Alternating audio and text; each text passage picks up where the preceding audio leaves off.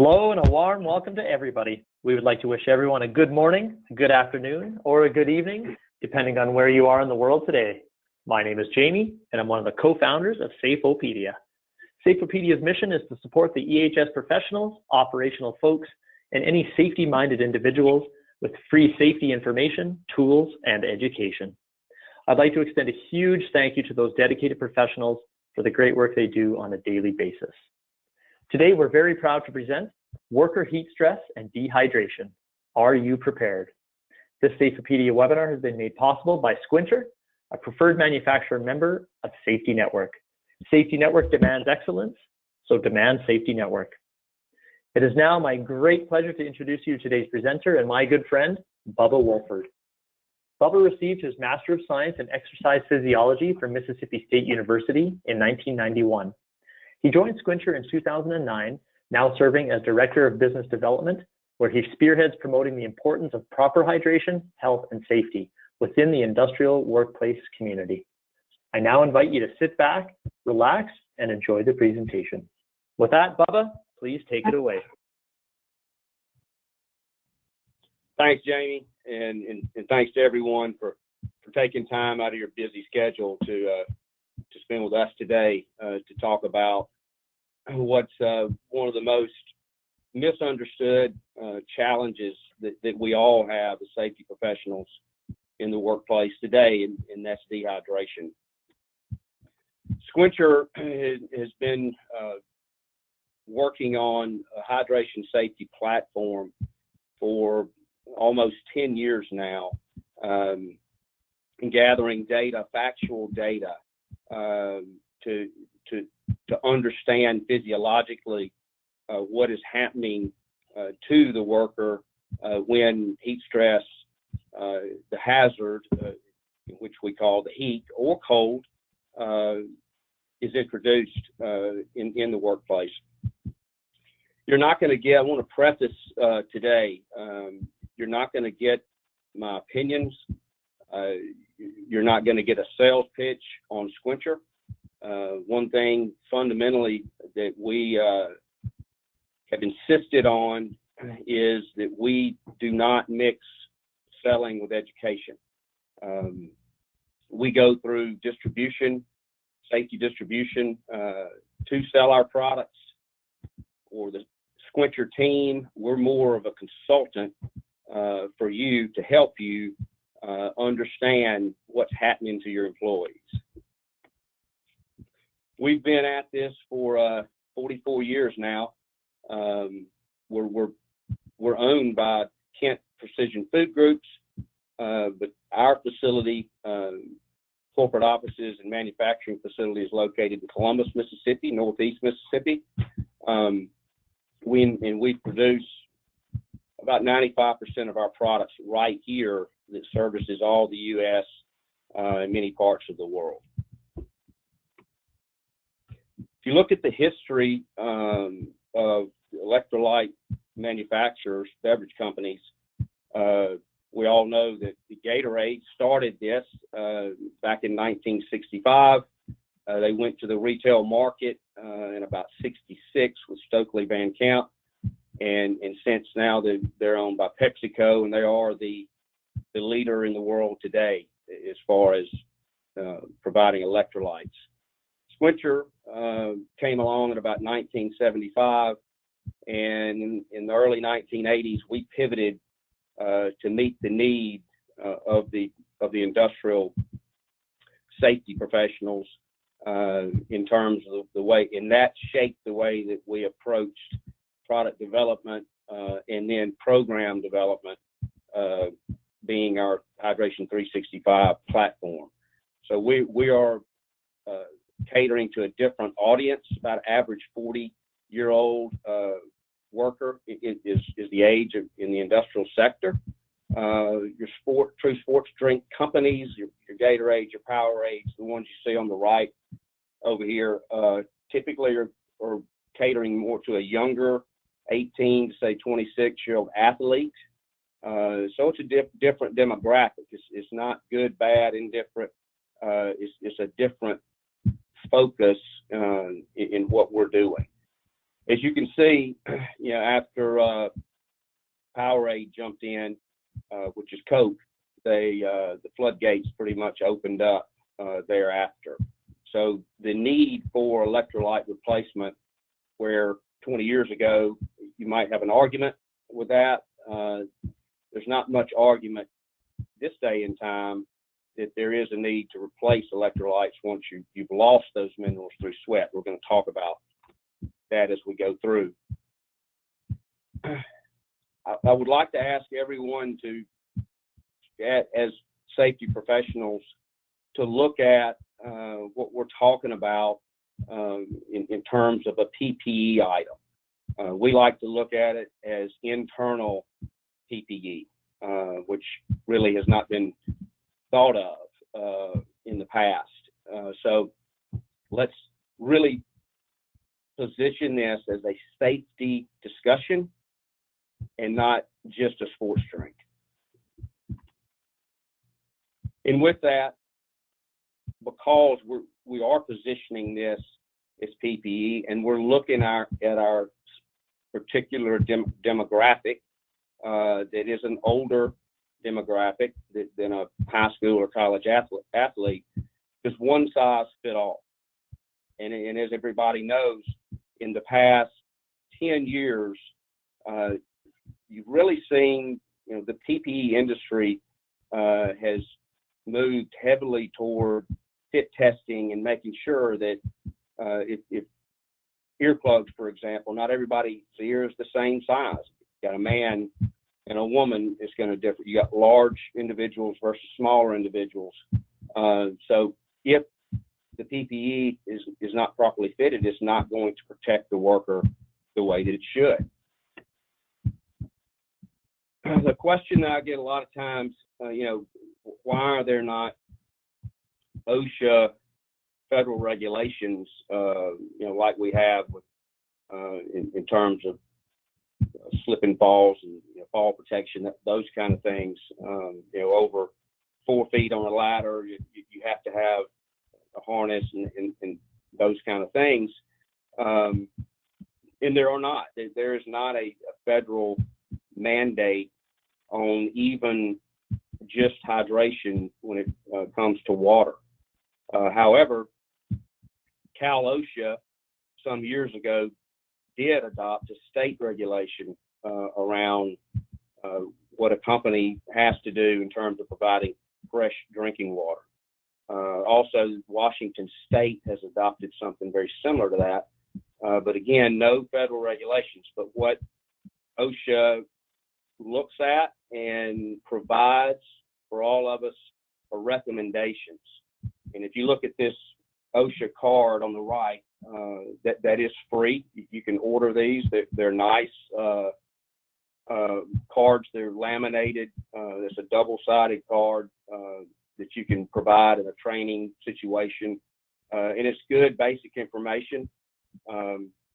So with this being said, if there is a recordable or an accident associated with dehydration, everyone also knows they can go straight to the general duty clause, and all of a sudden the recommendations have a lot more teeth. So we have built our program around these recommendations. So a few of them, and we're going to get into this more toward the end of the presentation. But we look at things. I mean, they're looking at things like ventilation. On the engineer control side, fans, or all your fans working in all the departments. Do you have proper ventilation? As it is, depending on what's expelled in the plant, in terms of harmful gases or whatever it may be. Then more on what we get into is, how do we protect our workers that are in, high heat areas? Maybe they have hazmat suits on, and do we have a protocol to make sure that they're going into the hazard and they're coming out with enough rest breaks, electrolytes, drinking water, those kind of things, to where when we reintroduce them into the work setting, that they are ready physiologically to do that task and not escalate the dangers that would come with wherever they're working.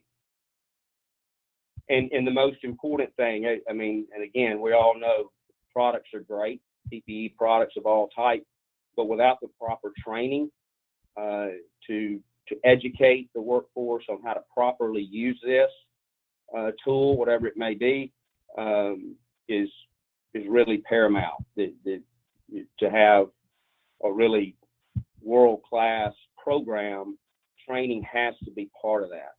And of course, with the training, we will identify symptoms and understand what's going on to work with the buddy system that we all preach and teach, so that we have a lot of eyes and ears in our plants that notice if somebody is not acting quite right and what to do. Talk a lot about water. Yes, we are an electrolyte manufacturer of beverages. That's what we say. We don't sell water, but you don't have a hydration program and you are not practicing hydration health if water is not the first focus in terms of hydrating the body.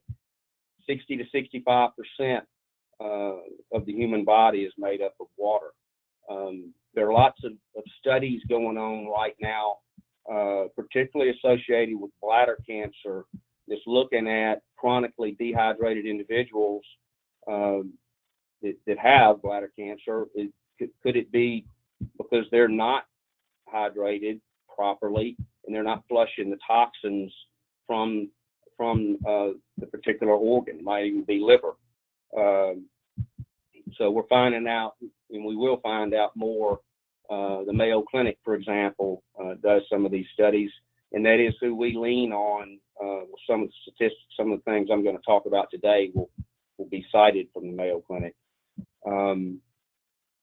Carrying the nutrients to your blood cells, regulating our body temperature, much like a vehicle. It's funny, we tend to spend, pay more attention to a vehicle that overheats than we do our own body, because we're immediately going to pull over, find out what the problem is so we don't damage our precious vehicle. But sometimes we have a hard time pulling over when our body is telling us that we're getting into trouble, we're overheating, and it could be a catastrophic result. And we're going to talk more about that too. And then also realize breathing. I mean, right now I'm losing water, and when it's cold outside and you see the smoke coming out of your mouth, that's exactly what that is.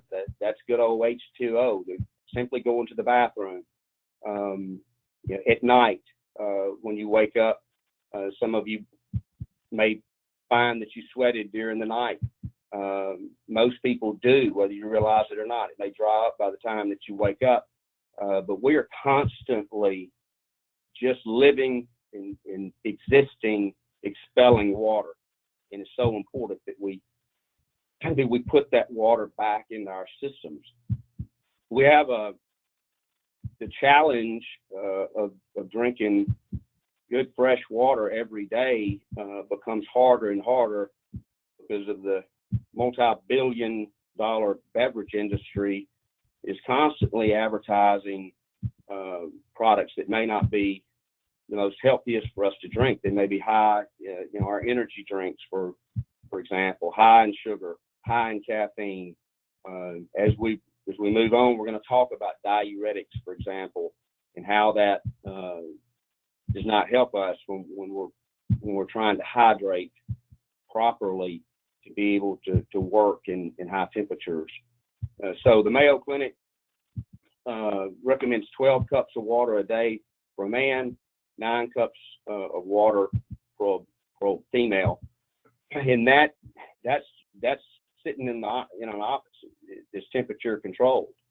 Then OSHA takes it one step further and says once the hazard is present, typically 80 to 85 degrees, 90 degrees is the threshold where things really start happening. We're going to talk about that in a second. But 1 cup about every 20 minutes. And then we'll also discuss how electrolytes come in to play when the hazard is introduced and the body starts sweating and we're losing those minerals. 75% of everyone on the call today is chronically dehydrated. Just think about that. Electrolytes, they're minerals. They're found in our muscle cells, sodium, potassium, calcium, and magnesium.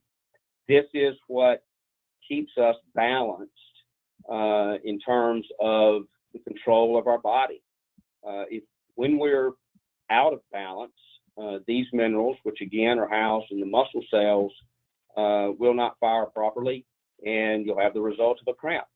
And I can tell you, when I was assistant strength coach at Mississippi State University years ago, if I had a kid on the football field, I would simply say a few choice words to him because he did not take business that day, have the training staff get him off the field, and we put somebody else in.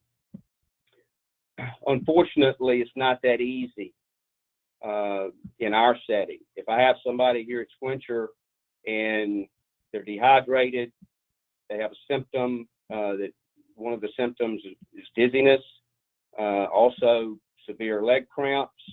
So they floorboard the forklift, for example, and they go off a 20-foot dock. All of a sudden, again, that's catastrophic. So cramping is the nemesis and what we are 100% working to alleviate. And that can't be done when the body is losing the electrolytes and we do not supplement that. So the challenges are the things that we're dealing with, the environment, what kind of work are we performing, the conditions, the health conditions, what are we eating, and these are all things that we train on, understanding what's happening to you or what's happening to your coworker when they're showing these signs, these symptoms on the right. These are pretty common, and you're working next to the guy you work or gal who you work next to every single day, and they're just not acting quite right. Maybe they're talking a little bit out of their head. They're slower than normal. At that point, that you have identified a few of the symptoms, you need to get help. You need to enact whatever protocol it is to take this individual and get them assessed. So this chart here talks about just 2% dehydration can affect the body. And then as you move into the 4% upwards of 10%, at that point you could actually have a full-blown heat stroke. So this is what we're trying to avoid, and we want to be at zero fluid loss because we are practicing the right rehydration steps on a daily basis and before we come to work, and that's something else we'll talk a little bit about. When I go all over the country and actually presenting to your workers, and that is something that we do, if I can leave the presentation and feel comfortable that I got through to the majority of the people to understand your body, understand what your body is telling you when you go to the bathroom, this chart can help you tremendously stay hydrated and not get into a situation where, it could result in death. There's more deaths recorded annually in regards to dehydration than all the natural disasters combined. We lose an average of 4 to 5 young men every single year on the football field. That's unacceptable. That's 100% unacceptable. What do we live by in our community? Every single accident, 100% are preventable. That's what we're tasked with. And I can tell y'all, it starts and it stops, safety does, with hydration. Make no doubt about it, it does. So we have these that we can post. We'll be glad to send these to you. We have sticker versions. We have all different types of collateral that we're going to talk about more, that we refer to as our toolbox, that will assist you and aid you in keeping this top of mind, particularly as we get into the summer months. Some of this, we've talked about. It doesn't take a lot of fluid loss to start really seeing issues. Somebody's energy levels are going down. The answer is not a energy drink. The energy drink is replacing the water and the electrolytes. That's the healthy way to boost your energy. So these, again, just some of the things we've talked about a little bit already. Headaches, fatigue, things like this for warning signs. When the workforce comes to our facility every day, there's a set of challenges over and above what I dealt with as a coach. With young people, I didn't have to worry as much on a daily basis with alcohol.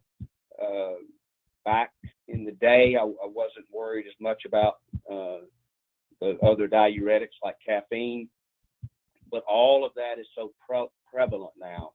High fat diets, lots of energy drinks, beer, liquor, all these things that are being consumed when they leave our facility are things that we have to train the employee to understand. If you're going to do these things, what do you do to make sure that your body is back in good shape, hydrated, to come to work the next day? It's not that we're telling you not to drink or not to do energy drinks. We're going to recommend that you don't, but if you do, what precautions do you take to make sure that when you come in that you are hydrated? And then the challenge of medical preconditions. Absolute epidemic in this country today. It's a sad, sad picture because now it's trickled down to the children. Childhood diabetes is an epidemic, unfortunately. And we're going to look at some of these statistics and how it impacts our workforce. Again, this is not our opinion. The statistics you see here today, diabetes from the American Diabetes Association, the hypertension is from the American Heart Association. 11.3%, average worker 40 years old. That's what we're dealing with. Hypertension, 33%. And then throw in the obesity side of it. Third of the U.S. adults contribute to escalating these numbers. So again, when we think about hydrating with electrolytes, a typical sports drink, high sugar, high salt, maybe we need to look at that a little closer. This looks at the numbers as it's separated by race, and it shows you, depending on your numbers in your workplace, how the statistics line up by race. This chart here talks about diagnosed and then undiagnosed individuals in the different age ranges. So when you look at the 18 to 44, the numbers aren't all that great, but when you jump over that 44 to 64, 45 to 64, the numbers jump significantly, over 10%. So the undiagnosed side is pretty scary, because that's adding to those numbers. And we look at the high blood pressure statistics, 1 in 3, 1,000 deaths every day. Individuals that are diagnosed or even undiagnosed with hypertension, they're much more susceptible to heart attacks, stroke, chronic heart disease, heart failure, heart attacks. Pretty scary numbers, and you equate that to what we're dealing with every day. That's who we're trying to keep safe. Only about half of those millions and millions of people are monitoring and managing their situation. And again, that's scary. So anything we can do to help from a health and wellness standpoint while they're here at the job site or the job place is going to pay dividends. Again, we talked about some of this, a lot of this already, and we're going to get into a little bit more of how we actually do it.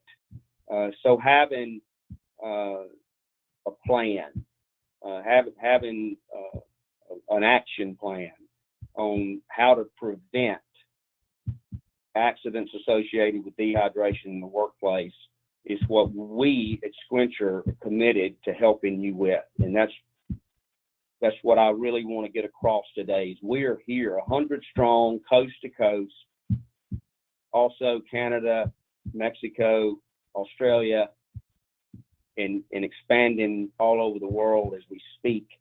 We are here to help you. The factors, when we go, and we'll talk about our facility assessments here in a minute, but a lot of times what I find is we do the facility assessment and ask all the questions on how the hydration program is working, and then I ask the question, do you have workers that are outside? Well, we got 3 or 4 people that cut grass or make sure the grounds are taken care of. Okay, what are we doing for those people? They have a different factor. They have sun, direct sunlight, and so what are we doing? A lot of times those people are forgotten. So I'll get back to the 100%. We've got to understand where all of our workers are performing their work, where they are, and how it is affecting them. And we may have to tweak the hydration program, much like we have to tweak it for diabetics and hypertension individuals. The same thing goes with different outside influences in terms of the environment. Then we talk about, we've already said about the protective clothing, workload, and we'll touch on some of that.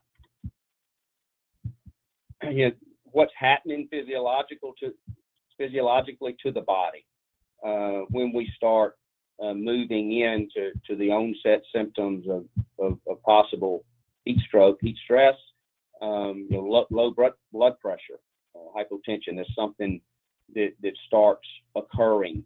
Our circulation decreases. We have the dry mouth. We're thirsty. Is thirst a good way to know when to hydrate? Absolutely not. It's too late at that point. The headaches, constipation, weight loss. If you really want to know if your workforce is hydrating properly, weigh them when they come in the door and weigh them when they leave. And that is a simple but very effective way of understanding, are we getting the fluids back into our body before we leave the facility? Understanding a heat index, you've got a lot of companies use thresholds. It may be 80 degrees, it may be 90 degrees.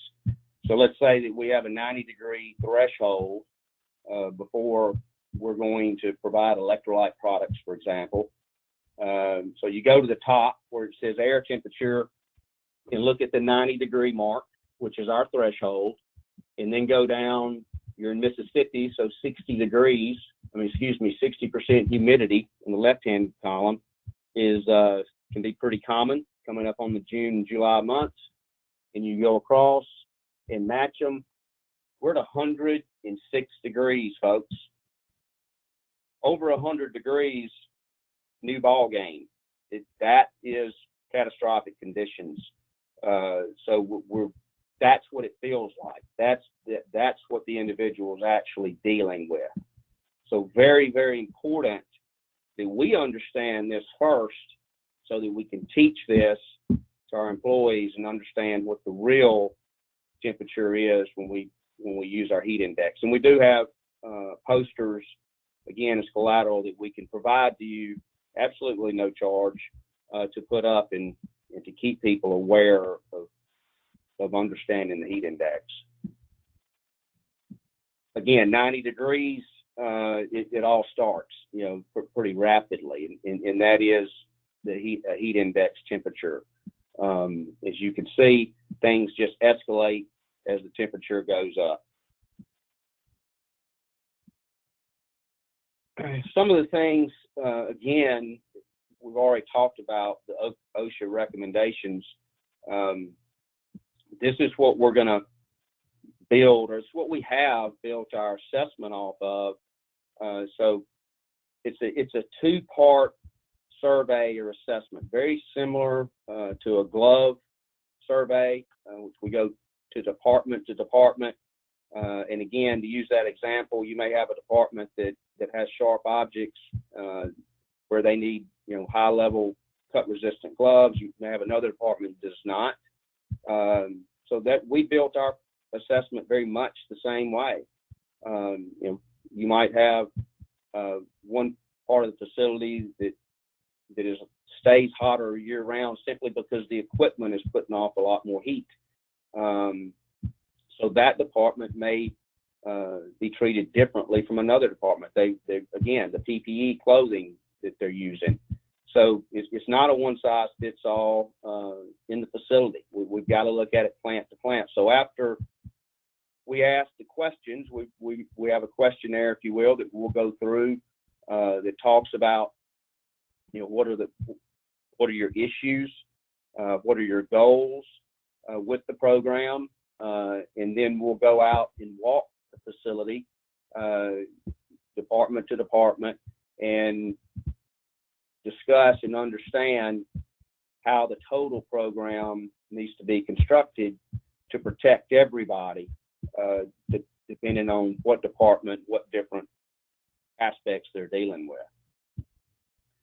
We, one of the things that we say is when we come into your facility, the first thing we want to know is how are you providing safe, fresh, healthy drinking water? We're not concerned about the electrolytes at that part because, in other words, we say follow the water. Do you have your hydration stations positioned the right place? Does everybody have the same opportunity to hydrate as other departments? So one of the big things we look at is if you've got, we go to the first line in the plant and those people have to walk 50 feet to hydrate. And we go to the next part of the plant, another department, and they have to walk 150 feet to hydrate. We need to fix that. Everybody needs the same opportunity to hydrate. So those are some of the things we look at. But absolutely, the water has to be right before we make any recommendations on how we're going to provide and dispense electrolytes. That is the number one thing we're looking at, and that may be broken. The first discussion may be simply how are we going to fix, the dispensing of the water. There's no need to even talk about how we're going to provide electrolytes until we understand that, and that happens more than you would think. Do we have a plan? Do we have a protocol is another thing we look at when somebody shows the symptoms, onset heat stroke, heat stress. What do we do? Where do we take them? Do we have an infirmary? Do we have an EH&S nurse, or do we not? So there needs to be a protocol set that everybody understands what to do. And time is absolutely against us in this situation. If we are not doing if we're not following the right steps to get that person out of the situation, out of the hazard, into an area where we can start lowering their core body temperature safely and not complicate things like giving them too much liquid, then they throw up and we're hitting 911. The goal is do not dial 911, and if we follow the right precautions and procedures, we're going to protect that individual properly. We're not going to have to do that. I've talked about this starting out about fitting. One size does not fit all.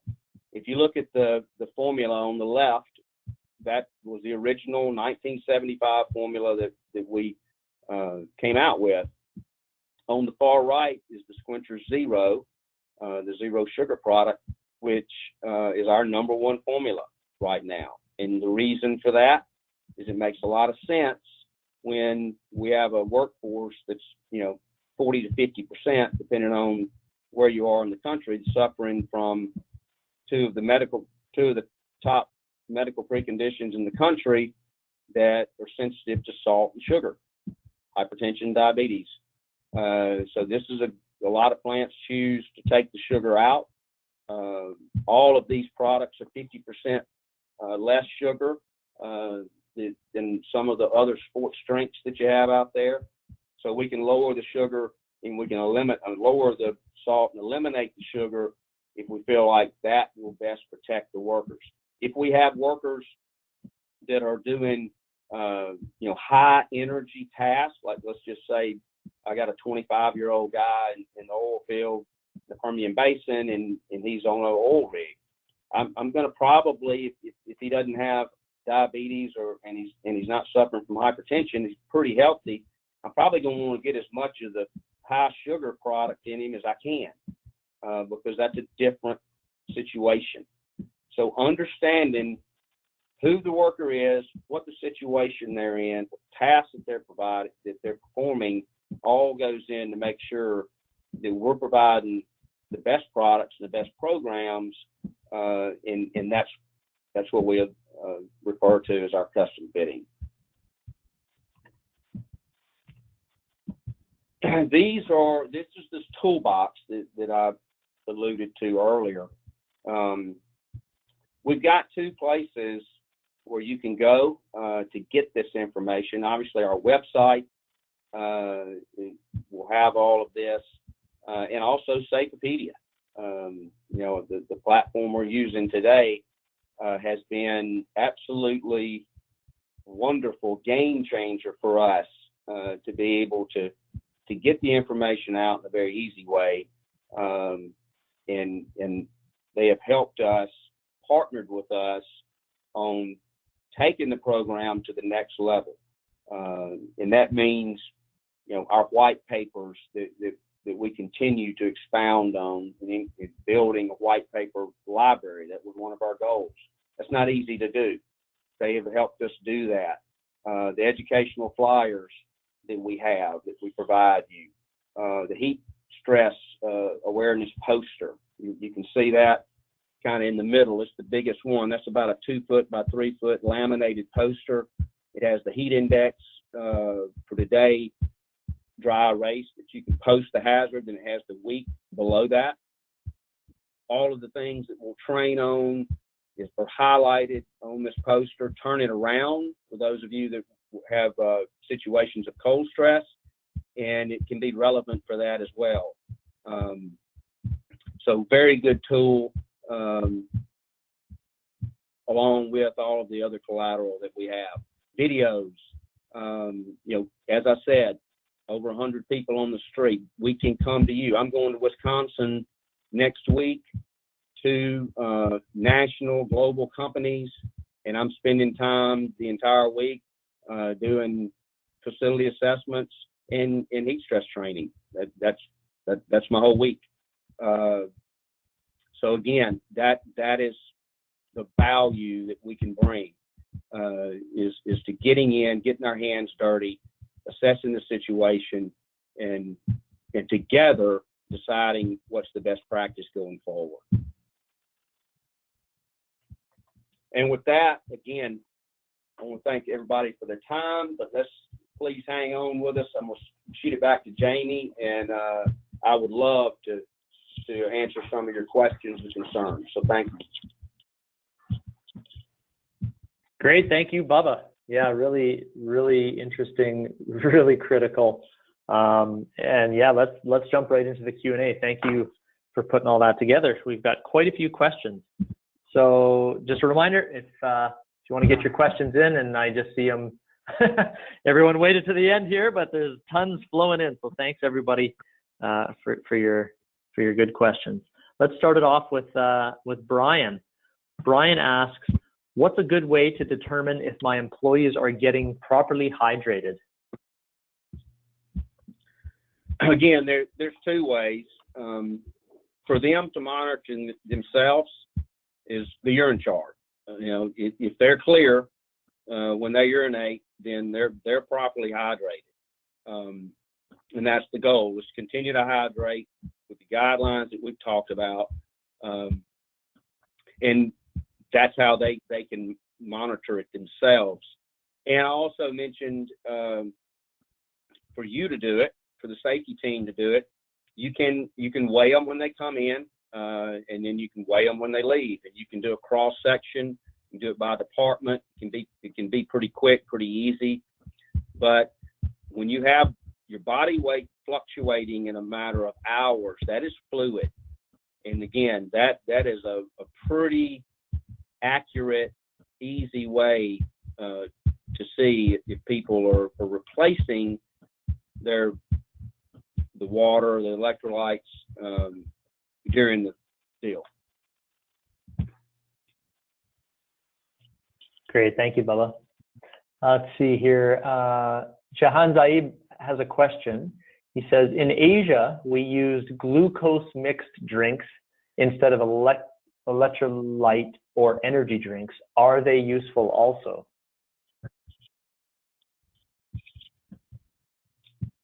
I'm going to have to defer, but what I can say, because I'm going to answer on fact. So we maintain that sugar can be present, but it doesn't have to be present based on the workload. You saw Gatorade come out with a sugar-free product. What we believe needs to be consistent in all situations where we're losing our electrolytes is we replace the sodium and the potassium, particularly to prevent the symptoms like cramping, to make sure that the muscle cells are properly balanced in the minerals that are the electrolytes. So if I did not answer your question, I will get more data on that, and I can get back with you. Great, thanks, Bubba. Joseph has a question here. I have heard it is possible to get too much water in your system. Hyponatremia, I'm probably butchering that. How can we make sure this is not an issue when promoting worksite hydration policies to our workers? Great question, Joseph. That is a great question. That's something that we're looking at right now in terms of making recommendations. I don't have studies that I'm looking at that we have that give us exact data on that.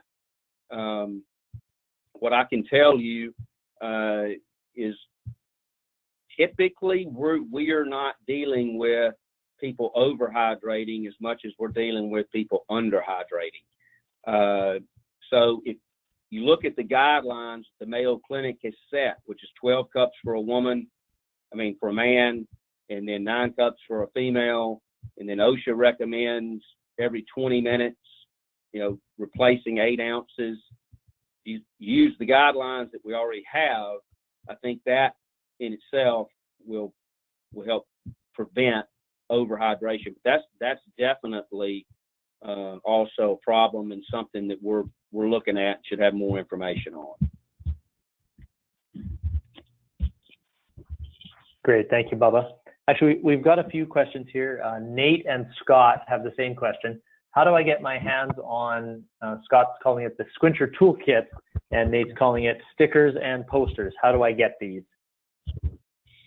You can utilize Safeopedia and request whatever collateral that you need, training even, and then our good folks at Safeopedia will get that information to us.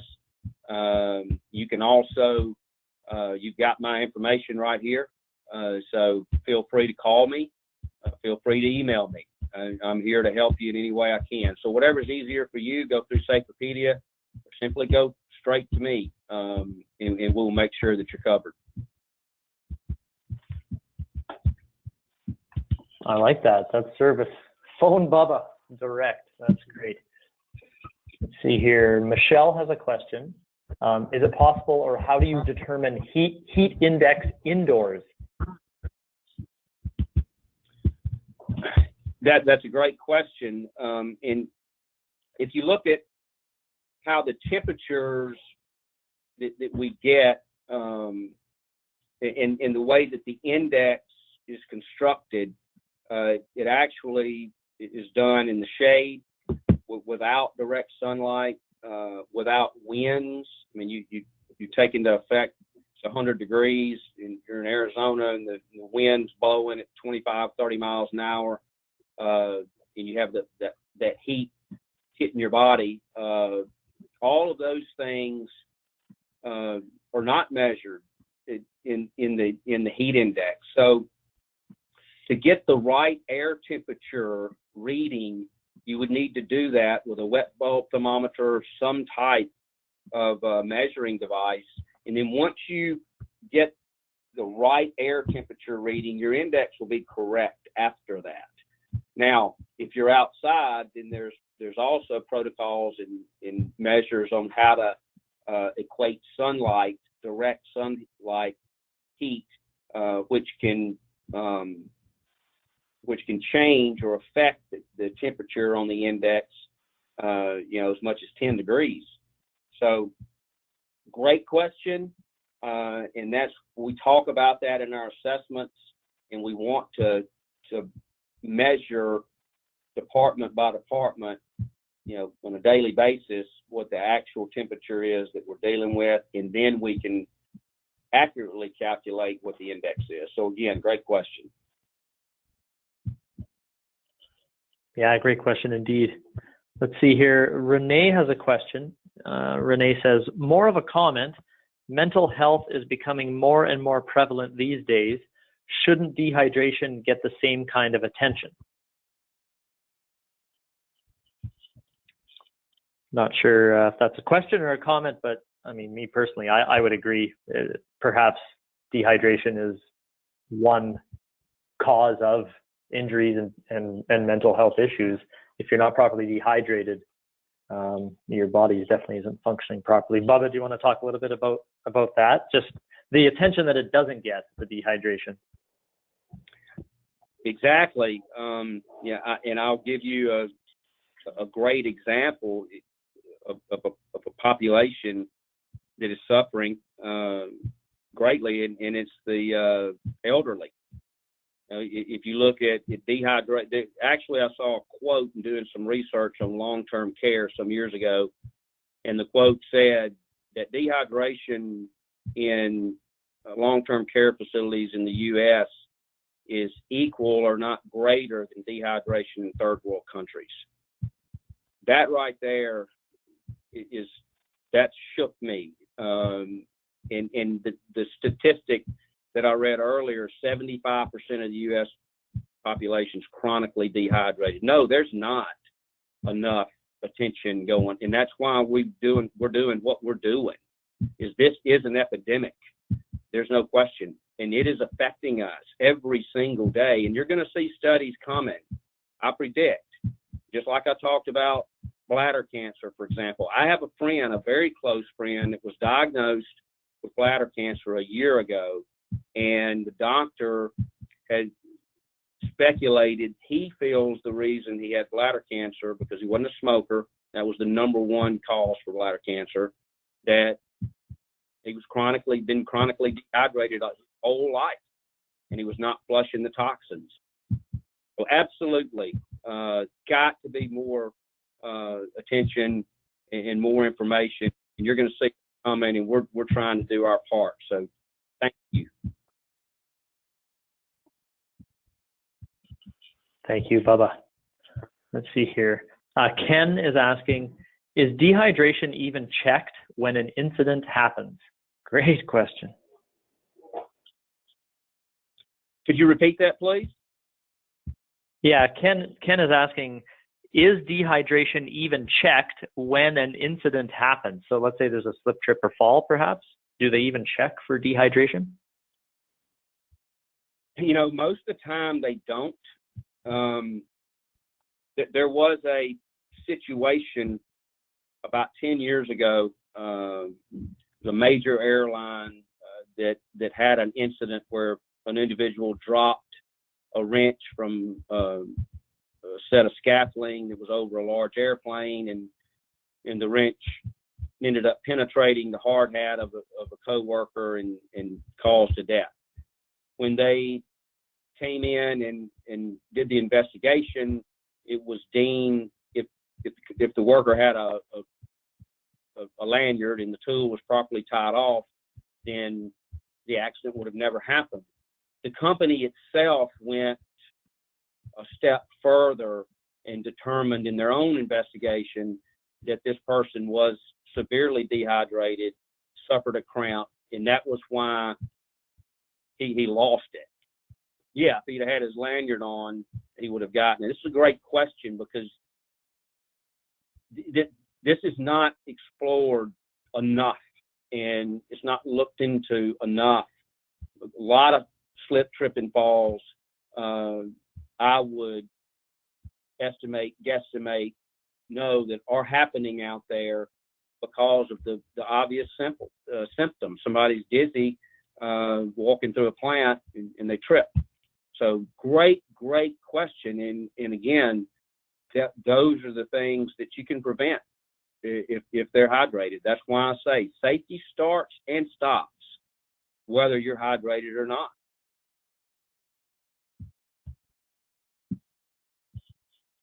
Yeah, it's so true.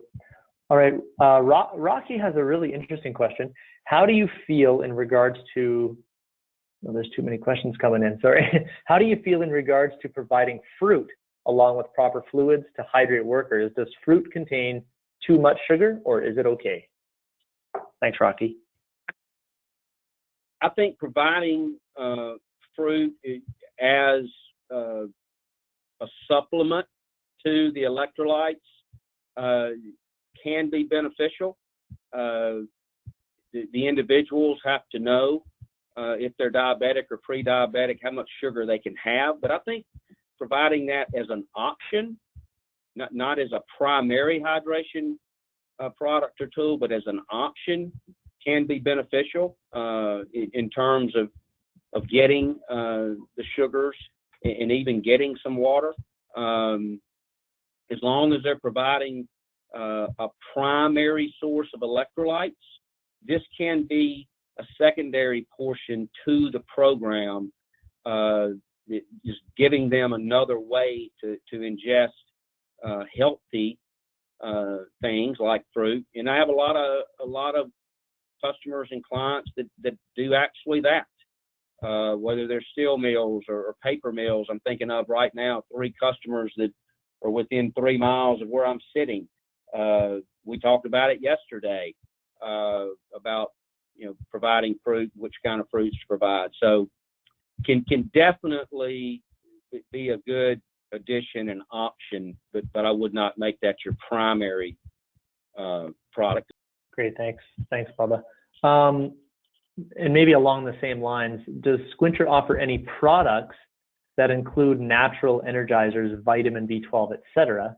I see a lot of energy drinks on job sites and would really like to offer an alternative. Thanks, Cole.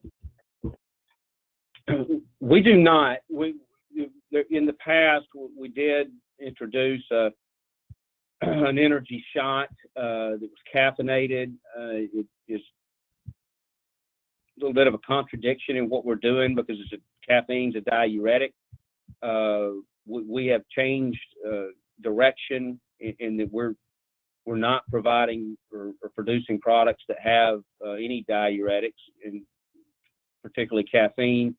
And we're concentrating more on the pure hydration aspect and replenishing primarily the salt and the sodium to the muscle cells in a safe way without having extreme levels of any of those ingredients or minerals.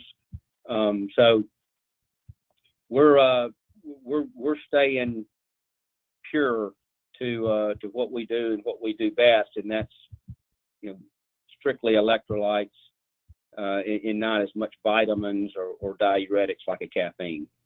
It's worked. It's worked, and our customers and clients carry pretty good track records in hydrating their folks. Some of the largest companies in the world trust Squincher to hydrate their folks, and not that we don't look at that. We just developed a new product called Everlight, which is a 30% less sugar.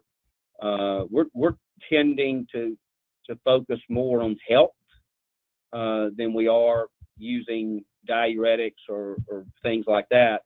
So our Everlight product has no artificial sweeteners. However, it's 30% less sugar.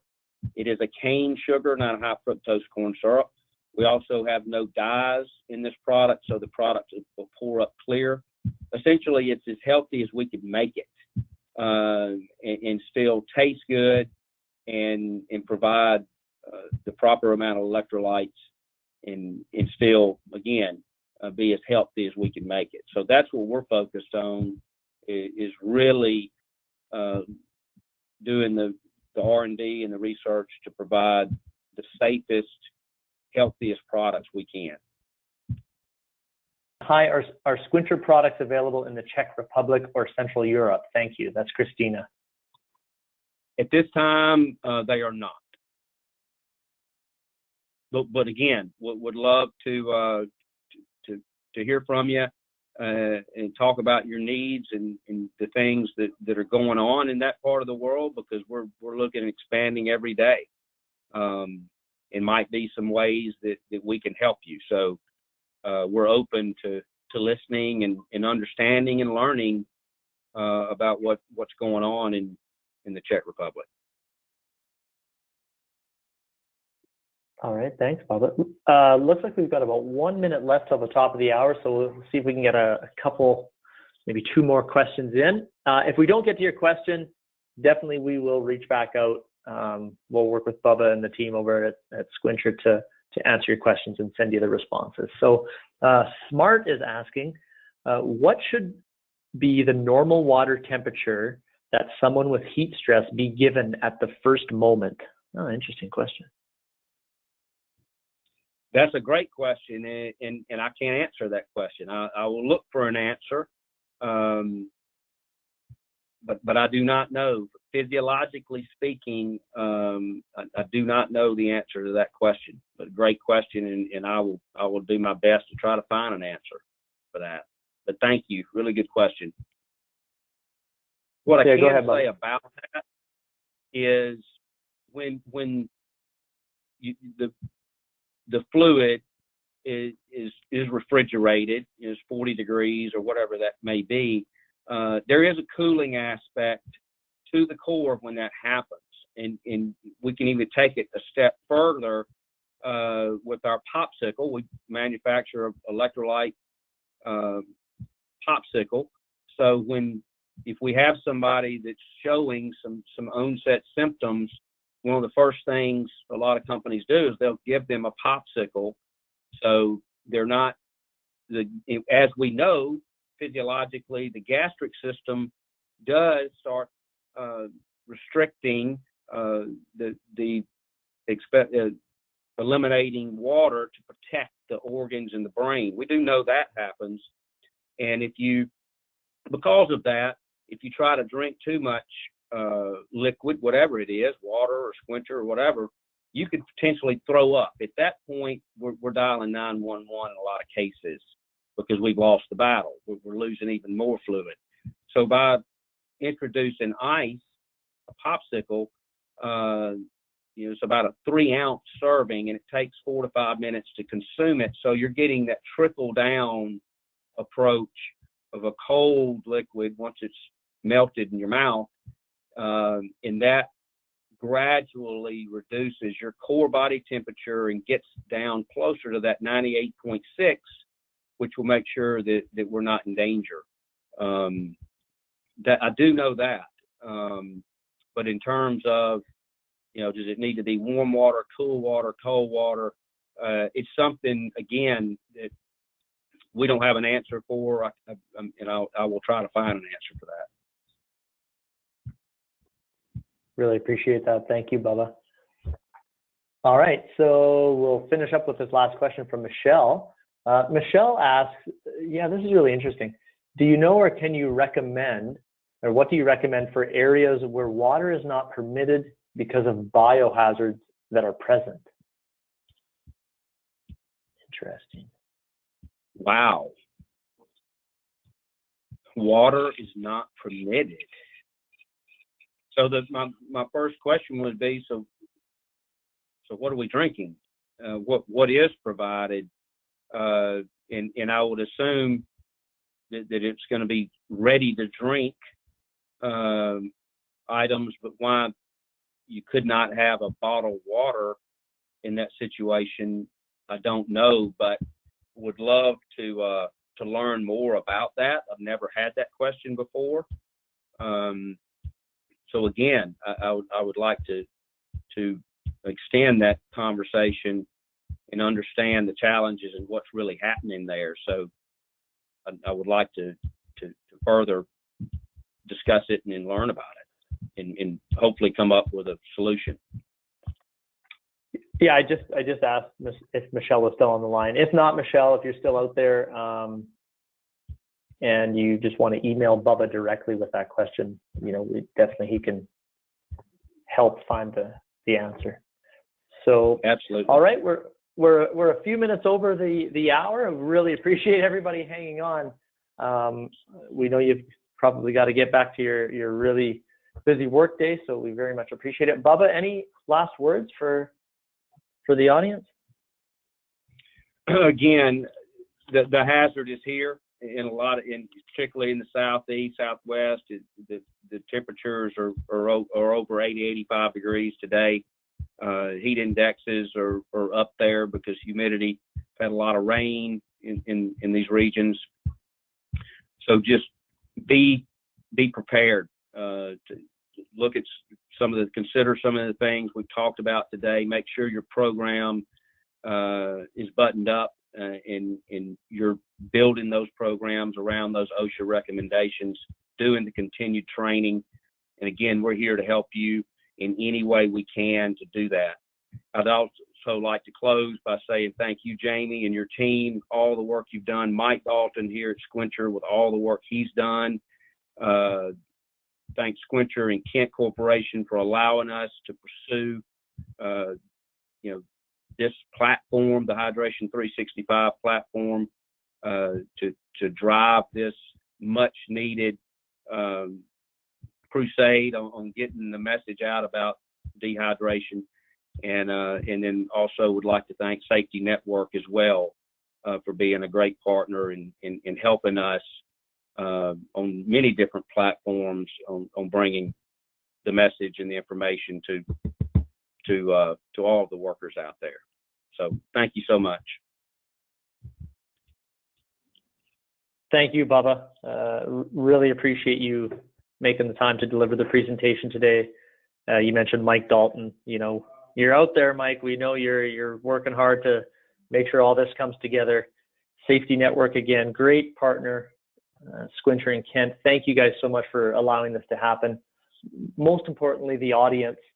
You know, without you guys, none of this happens at all. So we really appreciate you taking the time to help really make the world a safer place, and, you know, taking a look at dehydration and what can actually be done about it is a great step. So thank you so much for taking time out of your day. And we want to invite everyone to have a great weekend. Thanks again, everybody. Take care and stay safe.